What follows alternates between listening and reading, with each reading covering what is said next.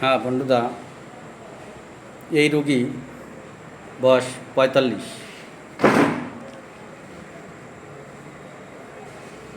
এ লোক লাইপোমার সমস্যা নিয়ে আইছে। লাইপোমাটা কোথায় আছে? সাইডে ডান দিকে আছে।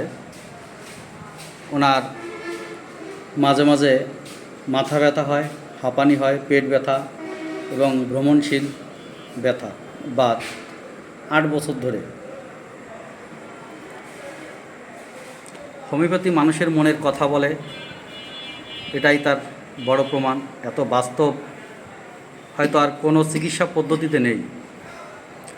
রোগী মাত্র একবারের ওষুধেই লাইপোমাটা বাদে, লাইপোমার একটু লেটেই ভালো হয়, লাইপোমা বাদে রোগীর মাথা ব্যথা, হাঁপানি, পেট ব্যথা এবং বাত ব্যথা এগুলো চলে গেছে। রোগীর ইতিহাস হিসেবে দেখা গেল, রোগীর অতীতে নাক থেকে রক্ত পড়তো, ওনার বাবার শরীরে মল ছিল, মায়ের স্ট্রোক, বাকিটা তেমন কোনো ইতিহাস দিতে পারেনি। রোগীর তিল আছে ডান দিকে, রোগী গরম কাতর, জল পিপাসা মোটামুটি, ঘাম মোটামুটি, ঘুম নর্মাল, স্বপ্নে কিছু দেখে না, ভয় তেমন কিছুই নেই, ক্ষুধা স্বাভাবিক আছে, পায়খানাটা বারবার যায় এবং সাদা। পায়খানাটা কেমন আছে এখন আপনার? এখন একটু কমছে, আগের থেকে কমছে। আগে যে বারবার হতো বা সাদা মিউকাস যত সঙ্গে, সেগুলো আগের থেকে কম। কম। যেটা বলছি বারবার, লাইপোমার যে উৎস হিসেবে কাজ করছে আমাদের শরীরের বিভিন্ন প্রকার চর্মরোগ। এই চর্মরোগ যদি আমরা মলম, ট্যাবলেট এবং কোনো উপায়ে যদি চাপা দিই, সেই ক্ষেত্রে দেখা যাচ্ছে আমাদের শরীরের যে প্রধান প্রধান যে অর্গানগুলো আছে, কিডনি, হার্ট, ব্রেন, লিভার, এই চর্মরোগটা সেদে গিয়ে তার ক্রিয়া শুরু করে। এখানে ওনার রাগ নর্মাল, ঠান্ডা খুব কম লাগে, জেদ কম, জিভেটা থলথলে লালা আসে এবং ওনার ঘুমাইলে পারে মুখ দিয়ে লালা পড়ে, কুকুরে কামড়াইছিল, স্মৃতিশক্তি মোটামুটি ঠিক আছে, লবণ পছন্দ, দুধ পছন্দ এবং মিষ্টি পছন্দ। উনি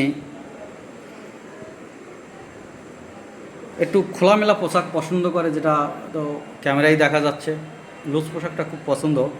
সবচেয়ে বড় ব্যাপার হচ্ছে উনি মাইন্ড সিমটমের উপর উনি নিজের সিদ্ধান্তকে খুব বেশি প্রাধান্য দেন।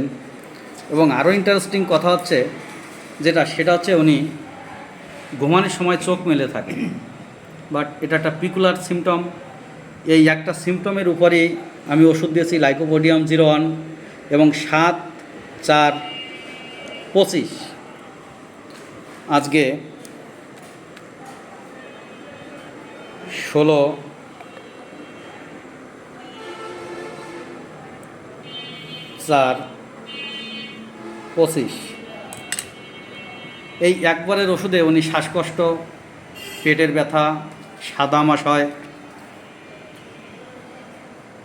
হাঁপানি, মাথা ব্যথা, পেট ব্যথা, এই সমস্ত রোগ থেকে উনি 98 থেকে 99% সুস্থ হলো।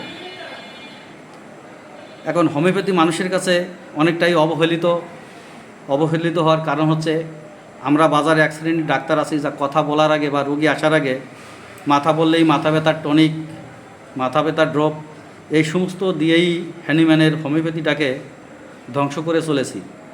জানি না এর শেষ কোথায় যে দাঁড়াবে। ধন্যবাদ।